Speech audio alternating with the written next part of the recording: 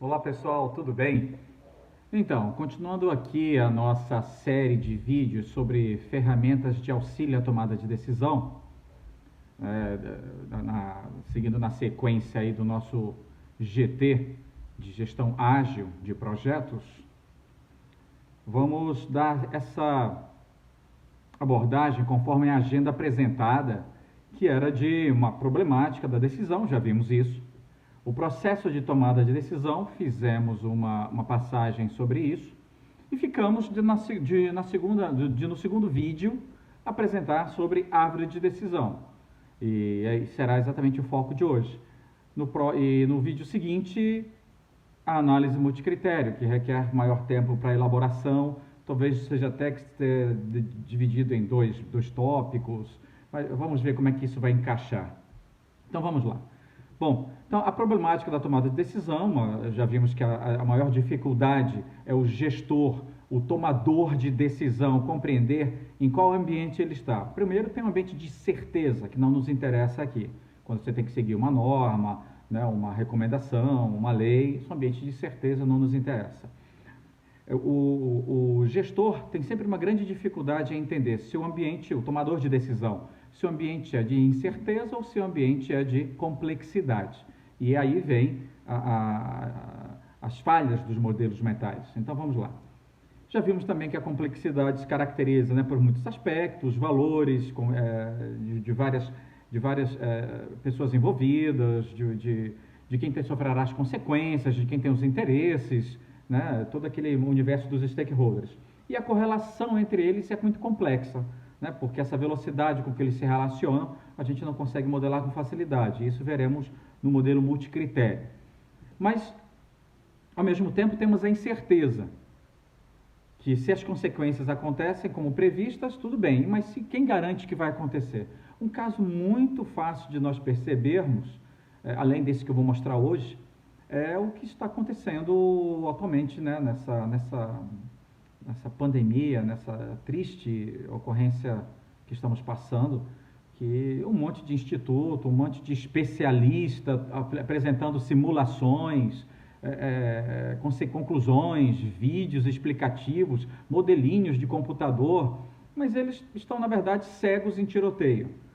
Eles não conseguem me dizer onde esse modelo já deu certo, porque, afinal de contas, ninguém conhece de verdade o corona. Os chineses hoje começaram a falar que são 2 vírus, possivelmente, e assim vai. Ninguém sabe direito quando chegou a contaminação ao Brasil, mas sabe-se quando a OMS declarou que era uma pandemia. Isso é dar um marco regulatório. Então, nós temos que aprender a lidar com tantas opiniões de especialistas, né, de monstros sagrados, de institutos, né? Um exemplo disso que nós vimos é o Imperial College falou em 2,5 milhões de mortes nos Estados Unidos. Hoje, a previsão da morte nos Estados Unidos já está abaixo de 100 mil. E já se fala que nem, infelizmente, né, todas essas mortes, mas nem no mundo haverá tanta morte, mas o Imperial College falou em 2,5 milhões no começo. Então está todo mundo perdido. Tá? Mas aqui a gente vai tentar entender como não nos perdermos nas coisas do nosso dia a dia, né? Que depois que passar todo esse nosso sofrimento, dessas perdas, e a gente vai poder então trabalhar em seguida. Mas vamos lá. Então, objetivos pouco claros, informação insuficiente, dados imprecisos, falta de histórico confiável, que é o que nós estamos passando hoje nessa nossa quarentena, e descontrole sobre as práticas adotadas. Uma hora nós temos que usar máscaras, depois eles nos dizem que é melhor deixar as máscaras para os profissionais da saúde. Então as máscaras não são cientificamente obrigatórias, são, não são, estou correndo mais risco, não estou. Ninguém explica isso para a gente, vamos tentar entender o que é risco e incerteza e como tratar disso, tá bom? Mas o assunto que nós vamos ver aqui é sobre algo mais prático da nossa vida normalizada. Bem, também vimos modelos e técnicas de análise de decisão, falamos das incertezas, como elas devem ser tratadas, né? E o maior problema é quando eu tenho incerteza. Muitas vezes nós temos incertezas e achamos que estamos na certeza só porque fizemos um cálculo ou analisamos uma planilha. Então, analisei várias planilhas, analisei vários gráficos, analisei muitos documentos, então agora tomei uma decisão que é a melhor possível, que era a melhor que se podia tomar. Isso é uma grande fantasia que o nosso cérebro conta para nós mesmos. Então, por isso nós temos que estruturar de maneira correta o problema, para não acontecer aquelas aqueles desvios, aquela problemática, qual era? Modelando erradamente o meu problema, me induzir ou induzir pessoas a tomarem decisões e conclusões erradas. Tá? Então, temos também na parte de incerteza, análise de risco, em complexidade, análise multicritério e multiobjetivo, faremos no vídeo anterior um pouco mais sobre isso, e avaliação de recursos, que são negociações de poder. Mas hoje falaremos de um campo, que é a análise de decisão dentro da árvore, né? Que são as escolhas dentro da árvore de decisão. Ela tem um pouco de complexidade e um pouco de incerteza. E isso é muito útil quando a gente vai decidir sobre várias coisas. Por exemplo, vou decidir se vou comprar uma casa, vou construir uma casa no bairro A ou na cidade B, se vou transferir a minha empresa dessa cidade para outra. Nós temos que avaliar os custos dessa transferência, nós temos que avaliar os custos dessa construção, os riscos, e esses riscos são qual é a probabilidade de eu ter sucesso nesse meu projeto? E se eu não tiver sucesso, qual é o custo que isso vai me dar? A partir daí, então, eu posso tratar com um pouco de incerteza e um pouco de complexidade. Fora isso, é chute. Tá ok? Vamos lá. Então, hoje veremos a árvore de decisão. No próximo vídeo, multicritério. Também vimos aqui o processo intuitivo, inclusive faço uma correção aqui. No vídeo anterior eu comentei uma das autoras, que é brasileira, até lá da Espanha, né? Da região do meu avô, lá no norte da Espanha, e a outra é uma professora, uma doutora pela USP em Educação, fizeram essa obra muito interessante que nós temos aqui, tá? E aconselho vocês a lerem, tá ok?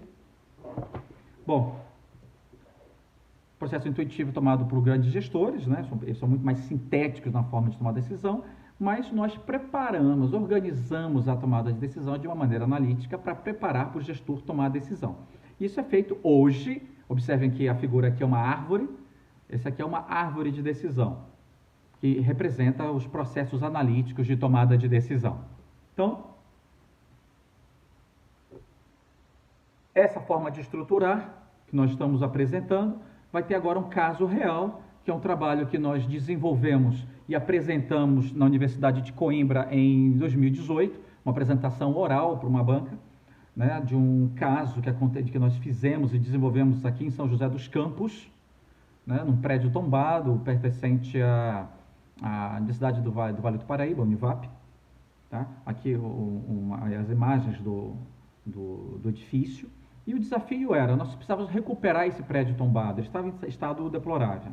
E aí a dúvida vem, faça uma recuperação tradicional, trocando por tudo que tinha, ou faça um retrofit, tá? Que é dar uma nova roupagem com novas tecnologias, recuperando e mantendo a arquitetura original. E aí nós fizemos então um estudo, uma árvore de decisão, tá? Mas para isso nós precisamos inicialmente levantar quais seriam os custos dessa reforma. Foi planilhado, chegamos a um valor, tá ok? De quase 1,5 milhão. Em seguida acrescentamos os conceitos do Living Building Challenge, que é a certificação mais arrojada, mais completa que existe hoje para casas sustentáveis. Então, botamos o conceito de energia positiva, água positiva e a coleta e reciclagem de águas de chuva. Isso deu aproximadamente R$250 mil, tá? Arredondados para R$250 mil, que foi acrescido naquele valor da planilha anterior. Bom, aí chegamos nessa tabelinha que está aqui. E aí, então, um gestor convencional olharia, bom, o convencional...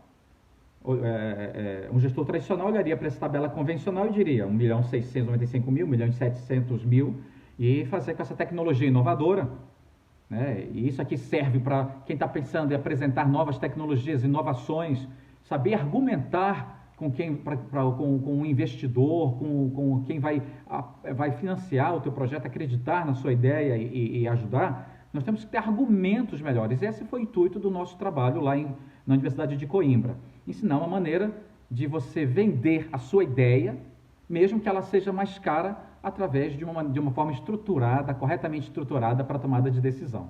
Tá? Então, o convencional me custaria em torno de 1.700.000, no Living Build Challenge custaria quase 2 milhões.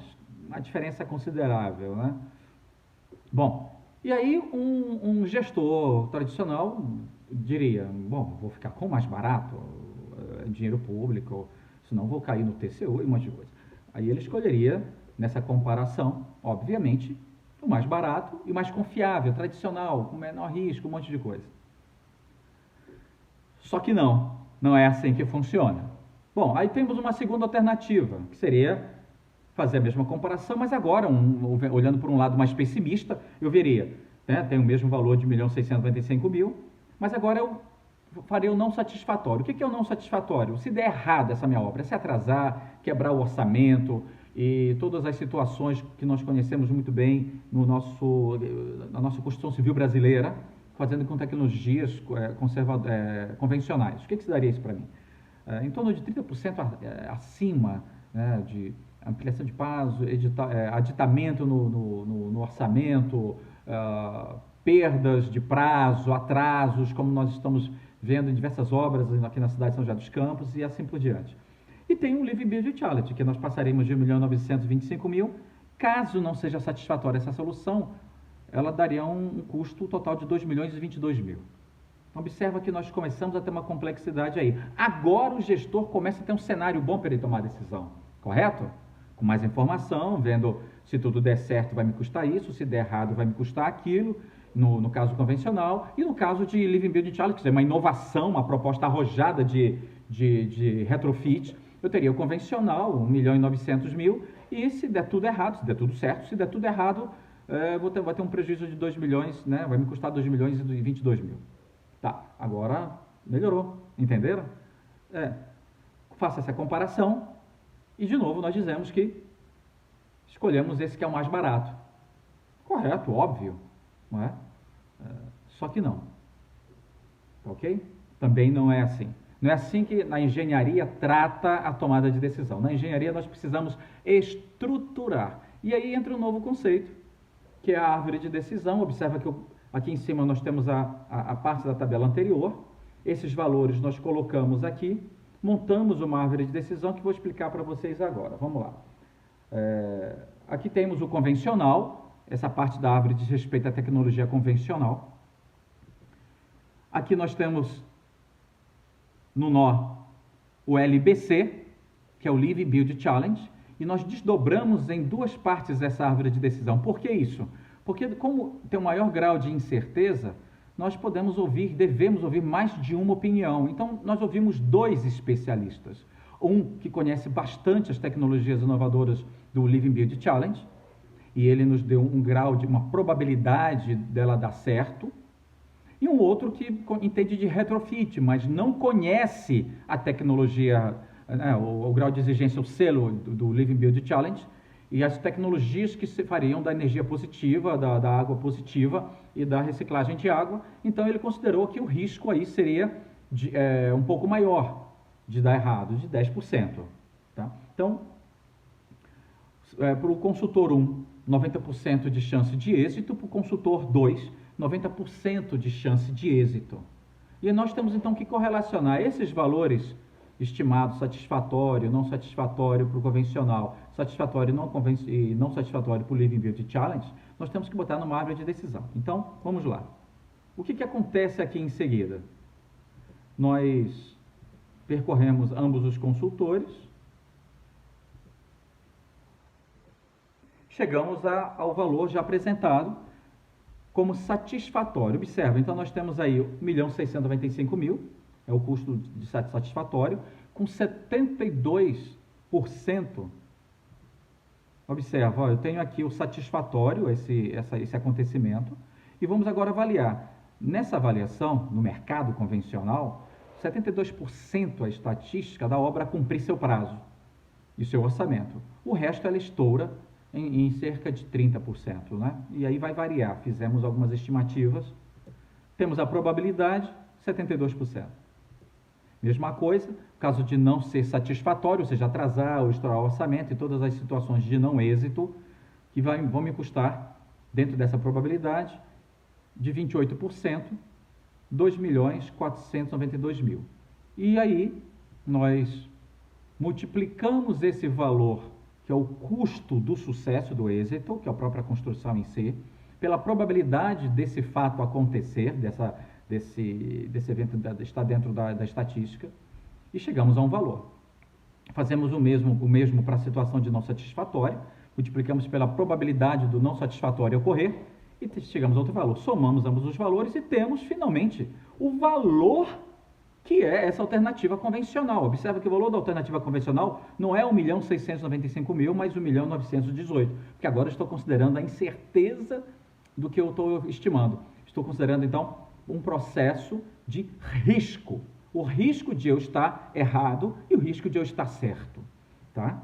Bom, faço isso para as outras situações, como nós estamos vendo aqui, os mesmos cálculos, chegamos a esse valor. Para Living Build Challenge, na opinião, na probabilidade, né, de sucesso estimada pelo consultor 1, que é de 99%, e na probabilidade de sucesso estimado pelo segundo especialista, que é de 90%. Ambos os valores me culminam em R$1.931.000. Bom, agora sintetizamos tudo isso e colocamos para comparar. Então, finalmente, nós vamos comparar esses dois valores. Observa aqui. E não os valores iniciais que nós tínhamos aqui. Esses dois valores não são os valores que nós temos que levar em consideração na nossa tomada de decisão, porque eles não consideram o risco, não consideram os custos de se estar certo ou de se estar errado, não considera mais de uma opinião e faz uma composição da probabilidade, e aqui a gente não considerou, está simplificado, porque o certo, em outras situações, era fazermos uma estimativa. Qual é a probabilidade do especialista 1 estar certo? Qual é a probabilidade do especialista 2 estar certo? E ainda teremos que fazer esse posicionamento. Aqui, nós consideramos em todas as situações que todos eles têm a mesma probabilidade de estarem certos. O que na vida real nós sabemos que não é bem assim. E assim vai em todas as vezes que fizerem modelagens, que fizerem apresentação de ideias científicas, de modelos científicos, devemos considerar a probabilidade, o risco e o custo de se estar errado. E então, temos uma situação mais estruturada para uma tomada de decisão. Tá ok? Espero ter ajudado numa reflexão para nós entendermos um pouco melhor o nosso mundo e tomarmos melhores decisões na vida.